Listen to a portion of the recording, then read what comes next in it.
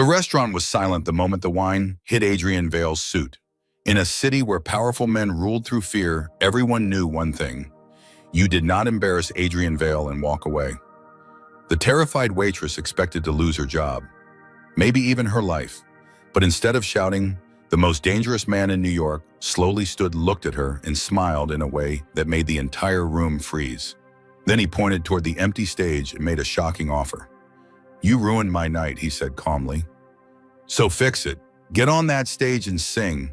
If you can impress me, I'll forgive you. Maybe I'll even marry you tonight." The room erupted in cruel laughter because everyone believed the same thing: a waitress couldn't possibly sing opera.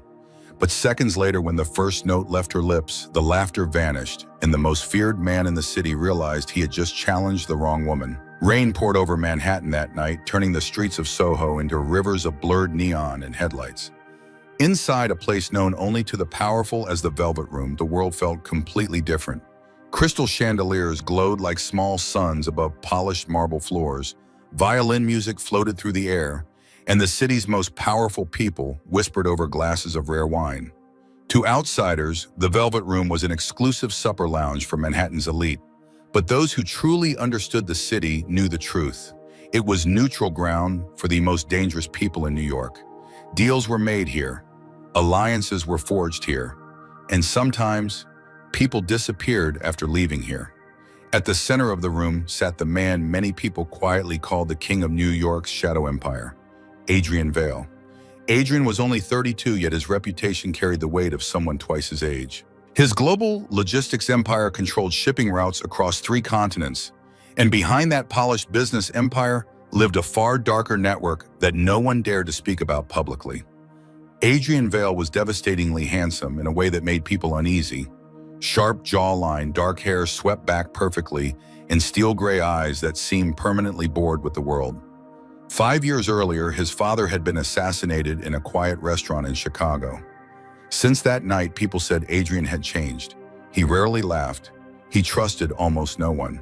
And the city learned very quickly that crossing him had consequences.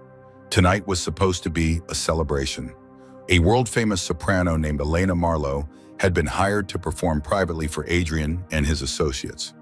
But a violent storm over the East Coast had grounded her flight at LaGuardia Airport, leaving the stage empty. And Adrian Vale hated empty stages. He sat at the head of the table, slowly swirling a glass of Bordeaux, as if time itself moved too slowly for him.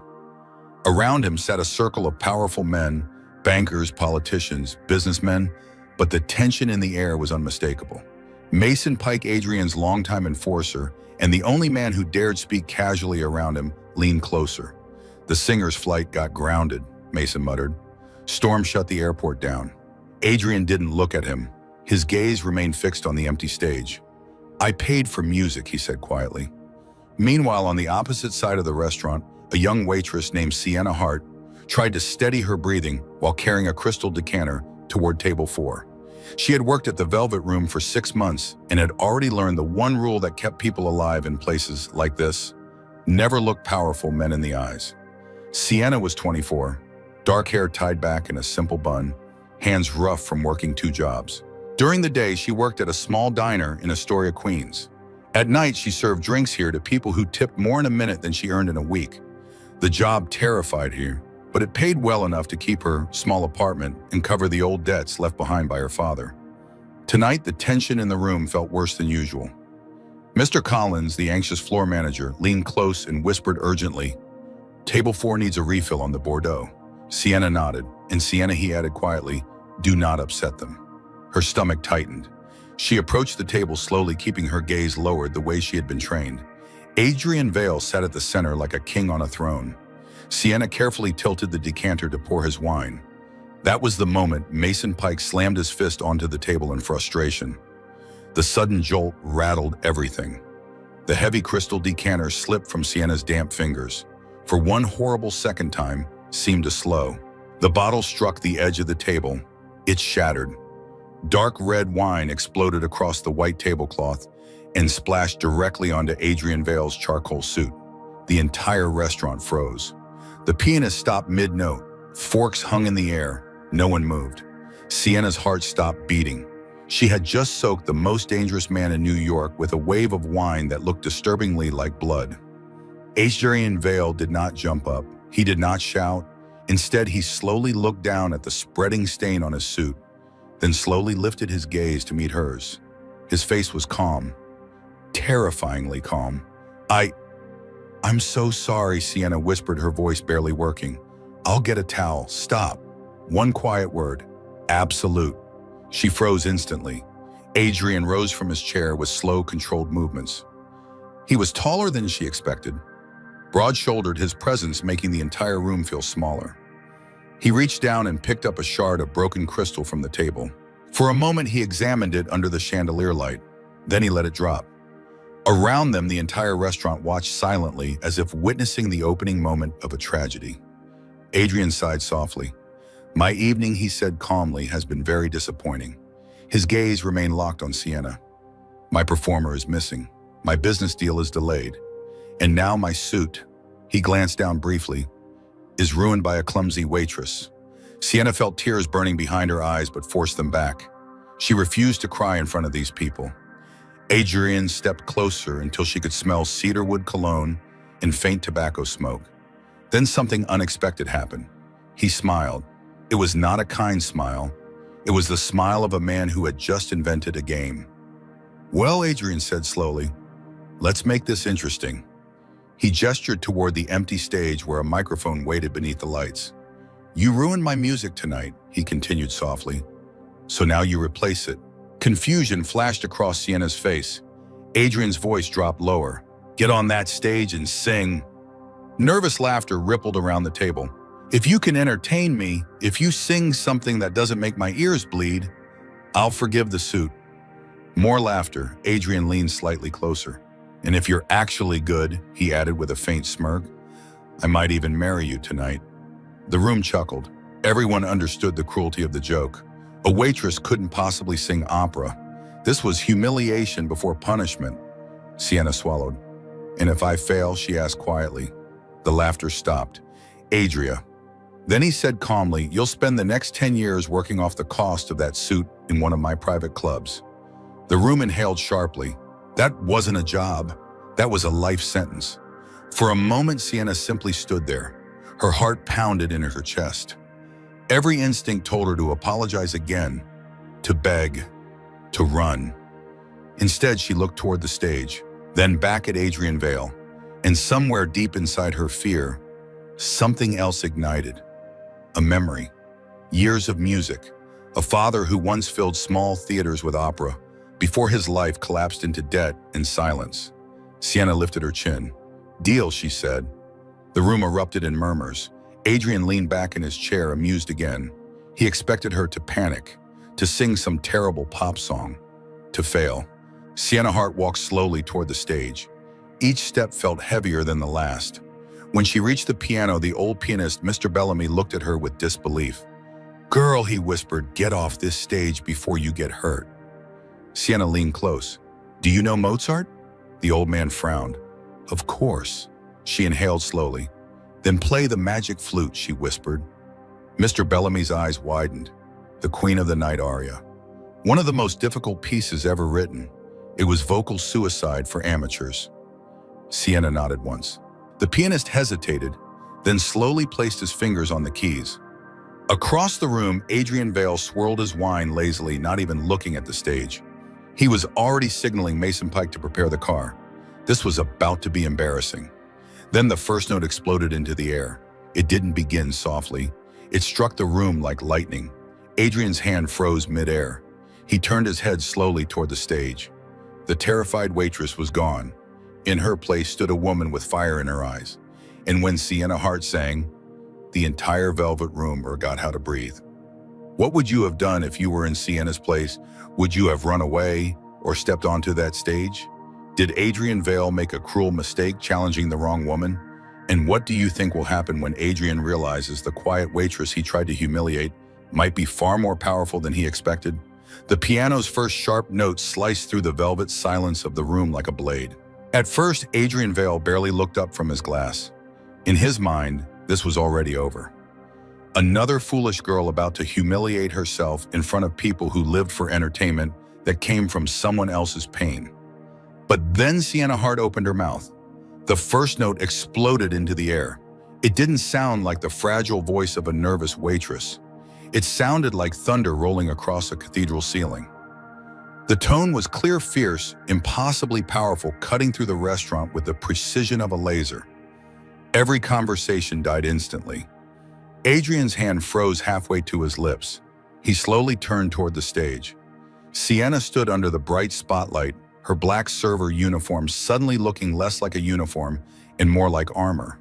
Her eyes were closed, her fists were clenched at her sides, and she sang. The aria from the magic flute surged through the room with terrifying precision. The queen of the night's rage poured from her voice like fire.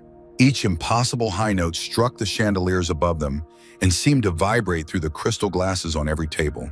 One of the men at Adrian's table dropped his fork. It clattered loudly against the plate. No one noticed, no one breathed. Because what stood on that stage was not a frightened waitress begging for mercy. It was a woman unleashing years of fury and heartbreak into music that demanded to be heard.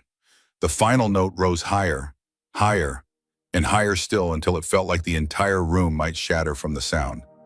Then Sienna cut the note cleanly. Silence crashed down like a falling curtain. For several long seconds, no one moved. Even the storm outside seemed quieter.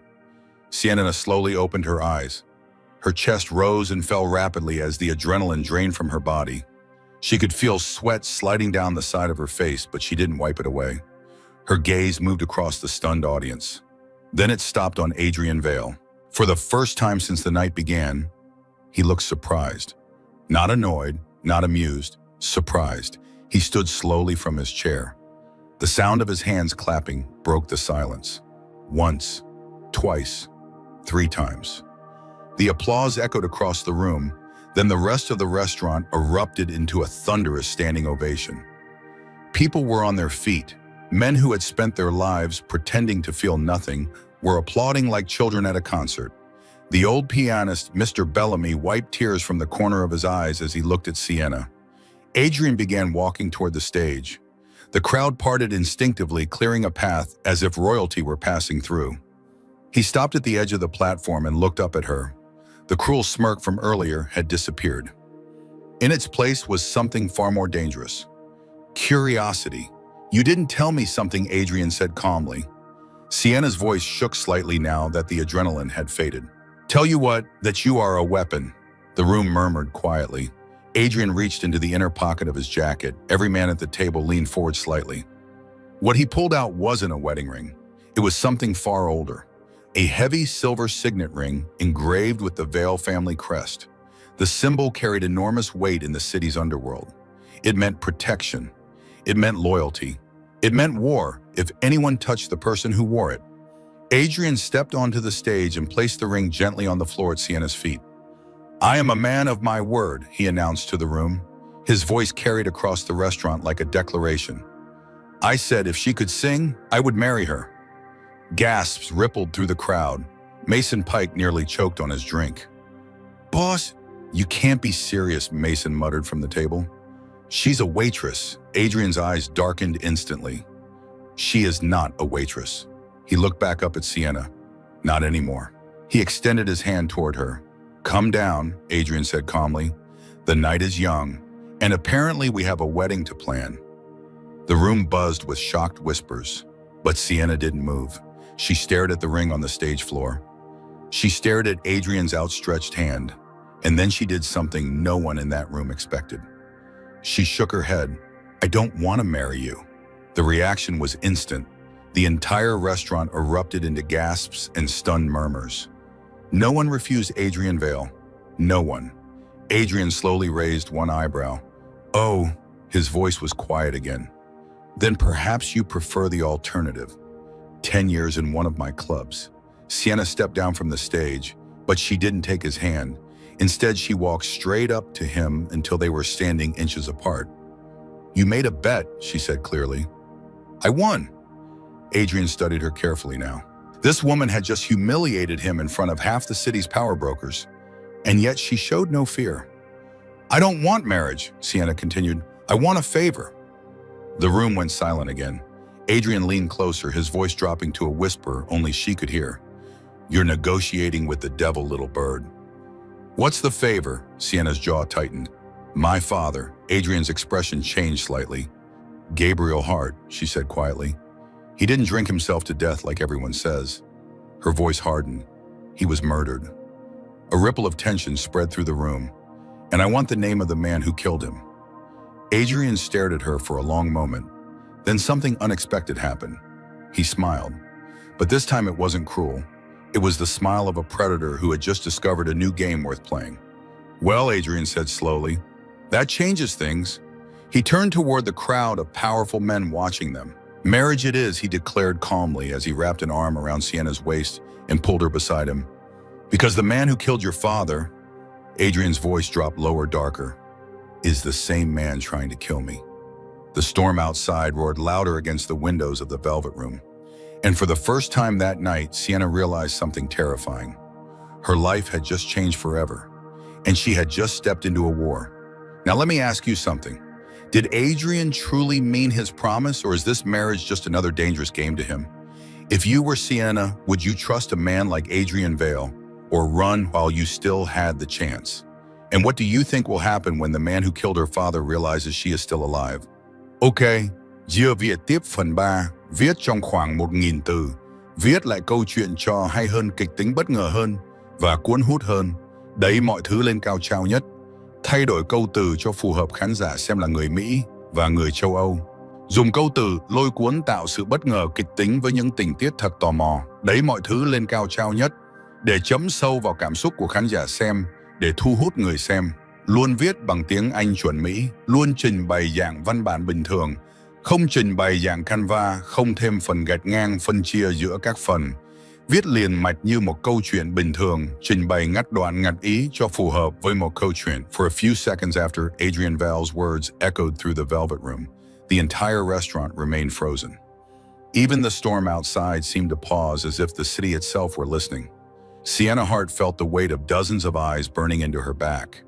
Powerful men who controlled banks, politicians who controlled laws, and criminals who controlled the streets of New York were all staring at her like she had just stepped into a battlefield.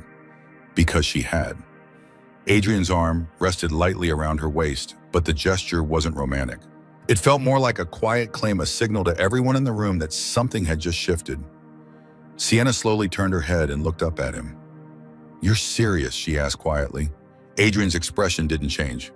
I never joke about business, he replied. A murmur rippled across the room again. Mason Pike stood from the table and approached carefully, his heavy boots echoing on the marble floor. Boss Mason said cautiously, lowering his voice, you might want to think about this. Adrian didn't even glance at him. I already have. Sienna studied Adrian's face carefully. He looked calm, almost amused, but behind that calmness, she could see something else. Calculation. You said the man who killed my father is the same man trying to kill you, she said. Adrian nodded once. Yes, then why marry me, she asked. Adrian leaned closer, lowering his voice so only she could hear. Because the moment Victor Cross realizes who you are, you become the most dangerous loose end in New York. The name hit Sienna like ice water. Victor Cross, she had heard that name her entire life. To the public, Victor Cross was a billionaire real estate developer and philanthropist. His foundation funded hospitals and universities. His face appeared on magazine covers beside senators and celebrities. But in the shadows, rumors painted a very different picture. Drug shipments moving through private docks. Missing women no one ever found. Entire businesses destroyed overnight when they crossed him. You're telling me Victor Cross killed my father? Sienna whispered. Adrian's eyes hardened. Your father, Gabriel Hart, was more than a singer. Sienna frowned. My father performed in small theaters and casinos. That's all. Adrian shook his head slightly. That's what you were told. The tension in the room thickened again as the men nearby pretended not to listen. Your father transported information across borders, Adrian continued quietly. Sensitive information between powerful people. When he decided he wanted out, Victor Cross decided he knew too much. Sienna felt her chest tighten. For years, she had believed her father drank himself to death in a cheap motel room in Atlantic City. Now Adrian was rewriting everything she thought she knew. So my father was murdered, she said slowly. Yes. And you want to marry me because... Adrian's lips curved slightly. Because Cross was sitting in the back booth tonight. The words sent a chill down Sienna's spine. What? He saw you sing? Adrian continued calmly, and he saw something else. What? The resemblance. Sienna's blood ran cold. You mean yes, Adrian said softly. By now he knows Gabriel Hart had a daughter, and he knows she's standing in this room. Sienna suddenly understood. She wasn't just a waitress anymore. She was a target. Adrian's arm tightened slightly around her waist, as if he sensed the moment the realization hit her. You have two choices now, he said quietly. Sienna forced herself to meet his gaze. I'm listening. You walk out of this restaurant tonight, Adrian continued, and you go back to your apartment in Queens. You try to pretend none of this happened. He paused, and within 48 hours, Victor Cross makes sure you disappear. The words landed like a stone dropping into deep water. And the other option, she asked. Adrian glanced around the room slowly. The men watching them immediately looked away. You marry me, Adrian said calmly, and you become the one person Victor Cross cannot touch without declaring war. The room fell silent again. In the old criminal codes that still governed the city's underworld, harming the wife of a crime boss wasn't just an attack. It was a declaration of total war. Sienna looked down at the signet ring still resting in her hand.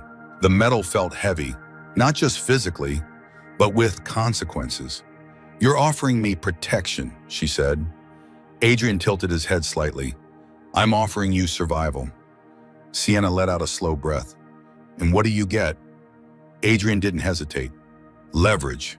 The honesty surprised her. You become my queen on the board, he continued, and Victor Cross will eventually make a mistake trying to reach you. Sienna studied him carefully. You're using me as bait. Adrian met her gaze evenly. Yes. For a moment, neither of them spoke. Then Sienna surprised him. If I agree to this, she said calmly, I have conditions. Mason Pike blinked. The men at the table leaned forward again. No one negotiated with Adrian Vale. No one. But Adrian looked intrigued. I'm listening, he said. I want access to everything, Sienna said firmly. Files, records, information about my father. I want the truth. Adrian nodded slowly. That can be arranged. And when this is over, she continued, I want enough money to leave this city and study music in Europe. Adrian's eyebrow lifted slightly. That's it? That's my life, she replied. A faint smile touched Adrian's lips. Deal. He extended his hand. Sienna didn't take it yet. One more thing, she said. Adrian waited. This marriage is business, she said clearly. Nothing more. Mason nearly laughed under his breath. Adrian looked amused again. Don't flatter yourself, he replied smoothly. Until that ring is on your finger, you're just an employee. Sienna finally placed the signet ring on her finger. The metal felt cold, heavy, permanent. At that exact moment, the heavy doors of the velvet room opened. Cold wind and rain rushed inside. 3 men in dark suits stepped through the entrance. The room instantly went quiet. Adrian's posture changed almost imperceptibly. Mason Pike's hand drifted slowly toward the inside of his jacket. And Sienna felt Adrian's voice beside her ear. Don't turn around too quickly. Her heart pounded. Why, because Adrian said softly, Victor Cross just walked in. Okay, giờ viết tiếp phần 4. Viết trong khoảng 1.000 từ. Viết lại câu chuyện cho hay hơn, kịch tính bất ngờ hơn và cuốn hút hơn. Đấy mọi thứ lên cao trào nhất. Thay đổi câu từ cho phù hợp khán giả xem là người Mỹ và người châu Âu. Dùng câu từ lôi cuốn tạo sự bất ngờ kịch tính với những tình tiết thật tò mò. Đẩy mọi thứ lên cao trào nhất để chậm sâu vào cảm xúc của khán giả xem, để thu hút người xem. Luôn viết bằng tiếng Anh chuẩn Mỹ, luôn trình bày dạng văn bản bình thường. Không trình bày dạng Canva, không thêm phần gạch ngang phân chia giữa các phần, viết liền mạch như một câu chuyện bình thường, trình bày ngặt đoạn ngặt ý cho phù hợp với một câu chuyện. The moment Adrian whispered those words, Sienna felt the entire room change.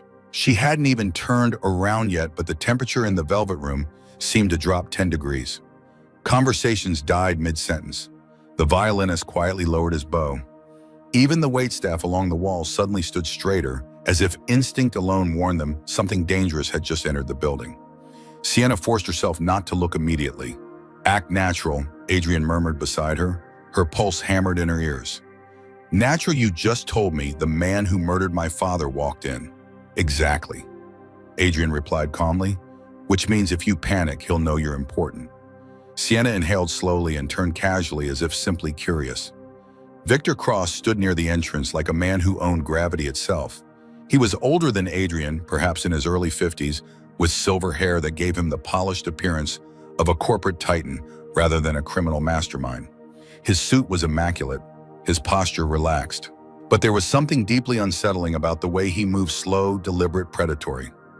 Two men followed behind him, bodyguards. Victor's eyes drifted across the room, acknowledging familiar faces with faint nods. Politicians, investors, judges. Then his gaze landed on Adrian and lingered. A thin smile formed on his lips. Well, Victor said loudly enough for the nearby tables to hear, "This is unexpected." His voice carried easily across the restaurant, smooth and controlled. Adrian Vale hosting a celebration and forgetting to invite me. Adrian turned slowly, his arms still resting around Sienna's waist, as if nothing in the world was unusual. Victor, Adrian replied calmly, "I didn't realize you enjoyed opera." Victor's smile widened slightly. "I enjoy surprises." His eyes shifted to Sienna. For one terrible second, Sienna felt as though every secret in her life had been exposed. Victor studied her face carefully. Then he took a slow step closer. "Well," he said thoughtfully, "this is interesting." Adrian's fingers tightened slightly against Sienna's side.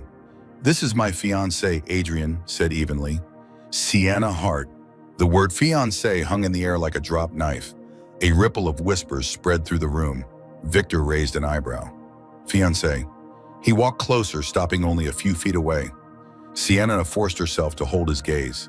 Victor extended his hand politely. "A pleasure," he said. His voice sounded warm, but his eyes were ice. Sienna hesitated for half a second before shaking his hand. His grip was gentle, almost too gentle. "Have we met before?" Victor asked. Sienna shook her head slowly. "I don't believe so." Victor tilted his head slightly. "Strange," he murmured. "You look familiar." Adrian stepped slightly forward, subtly breaking the moment. "I'm sure many women in New York resemble each other in dim light." Victor chuckled softly. "Perhaps," but his eyes never left Sienna's face. Then suddenly his expression shifted. Recognition flickered across his features for the briefest moment. Sienna saw it, and she knew. He saw the resemblance.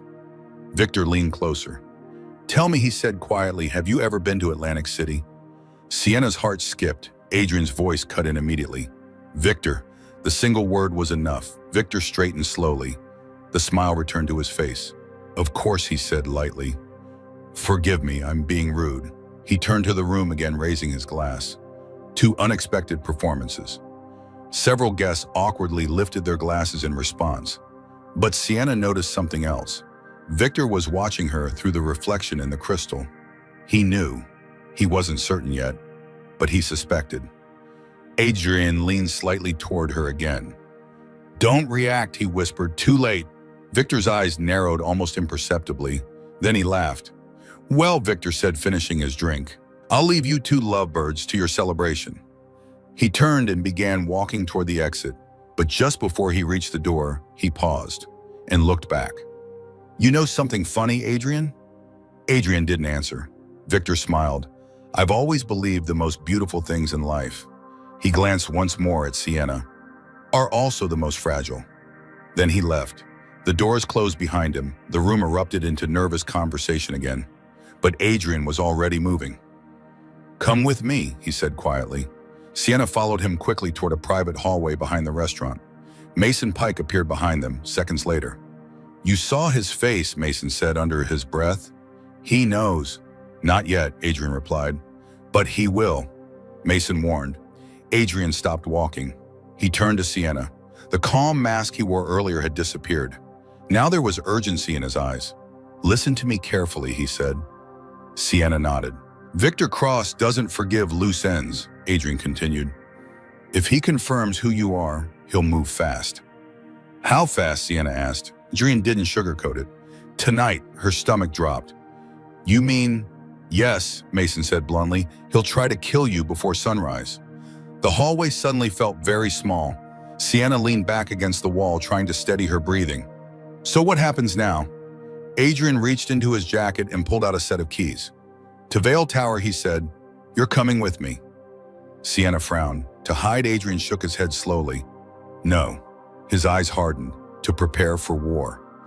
Just then, Mason's phone buzzed. He glanced down. Then his expression changed. "Boss?"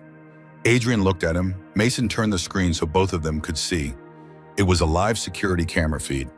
Outside the restaurant, 3 black SUVs had just pulled up across the street. Men were stepping out. Armed men. Mason looked back at Adrian grimly. They didn't even wait for sunrise. Adrian grabbed Sienna's hand. "Time to move." As they rushed toward the back exit of the Velvet Room, the first gunshot shattered the glass front door, and Sienna realized something terrifying. The war had already started. Ok, jo viết tiếp phần 5 và kết thúc câu chuyện mang đậm tính nhân văn và câu hỏi tốt đẹp. Viết trong khoảng 1.000 từ. Yêu cầu có câu hỏi tương tác khán giả xem cảm nhận của khán giả ra sao. Khán giả nghĩ câu chuyện này thế nào? Nếu thích thì hãy comment số 100 xuống dưới bình luận. Hỏi xem khán giả đang xem từ quốc gia nào và kêu gọi khán giả chia sẻ video. Luôn trình bày dạng văn bản bình thường. Không trình bày dạng Canva, không thêm phần gạch ngang phân chia giữa các phần. The gunshot that shattered the glass doors of the Velvet Room felt like the opening note of a war that had been waiting years to begin. Guests screamed and scattered across the marble floor, chairs scraping loudly as the elegant restaurant dissolved into chaos. Crystal glasses shattered. The violinist ducked behind the stage. Waiters ran for cover, but Adrian Vale didn't panic. He moved like a man who had been preparing for this moment his entire life. "Back door," he ordered sharply. Mason Pike had already pulled a handgun from inside his jacket. He moved toward the hallway entrance, firing 2 precise shots toward the front of the restaurant to slow the attackers pushing through the shattered doors. Sienna barely had time to process what was happening before Adrian grabbed her hand and pulled her down the narrow service corridor behind the kitchen. Her heart pounded violently in her chest. Gunshots echoed behind them like thunder rolling through the building. "This way," Adrian said, pushing open a steel exit door. Cold rain slammed into them as they burst out into the alley behind the restaurant. A black armored sedan waited at the curb, its engine already running. Mason sprinted past them and opened the rear door. "Move," Sienna climbed into the car, breathless and shaking, while Adrian slid in beside her.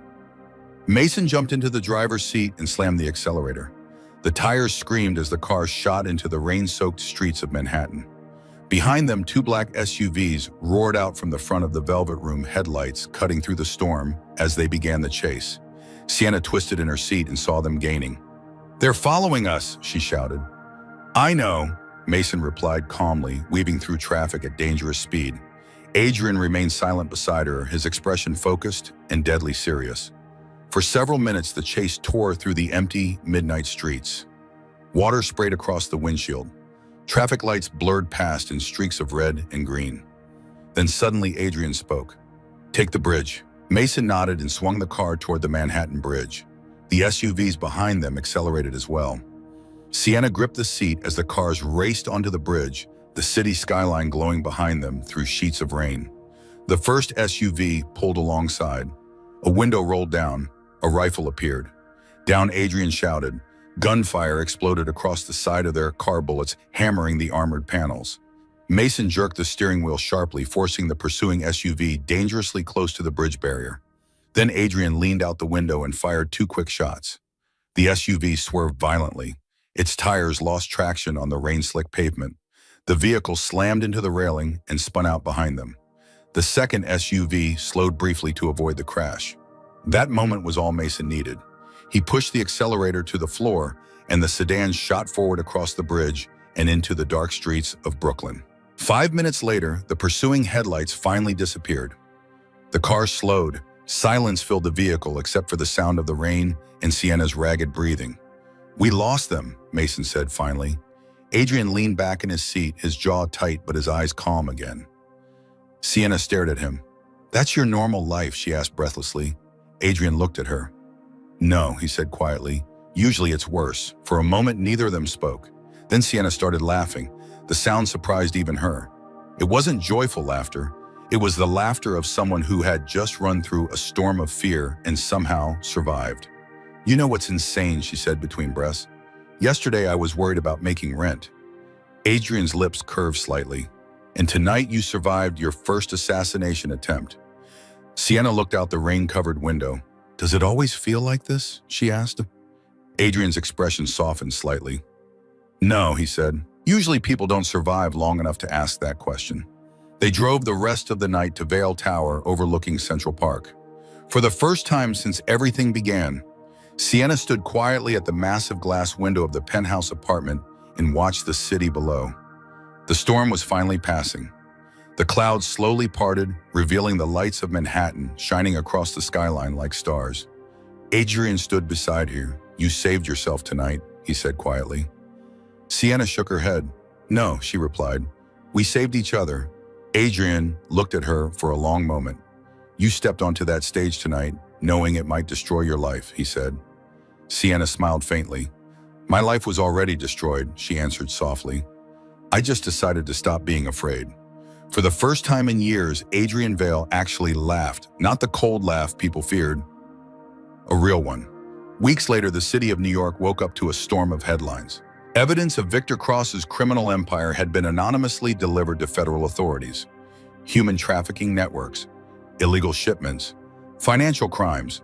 Within days, Victor Cross's empire collapsed. Arrests followed, trials began, and slowly the shadow that had hung over the city began to fade. One evening, months later, the lights of the New York Grand Opera House burned brightly as a packed audience waited inside. Backstage, Sienna Hart stood in a white performance gown, her hands steady and her eyes shining. She was no longer a waitress from Queens.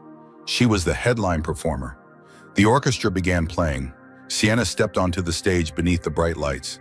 And in the front row sat Adrian Vale, watching her with a quiet smile that only she could see. She began to sing, this time not out of anger, but out of freedom. And somewhere in the city that had once tried to destroy them, two people who had met through danger and pain had finally found something stronger than fear. They had found a future. Now I'd love to hear from you. What did you think about this story? Did Sienna make the right decision, trusting Adrian? Or would you have chosen a different path? If this story moved you or surprised you, comment 100 below, so I know you made it to the end of the story. Also tell me which country you're watching from. I always love seeing how far these stories travel around the world. And if you enjoyed this story, don't forget to share this video with someone who loves dramatic stories about courage, love, and second chances.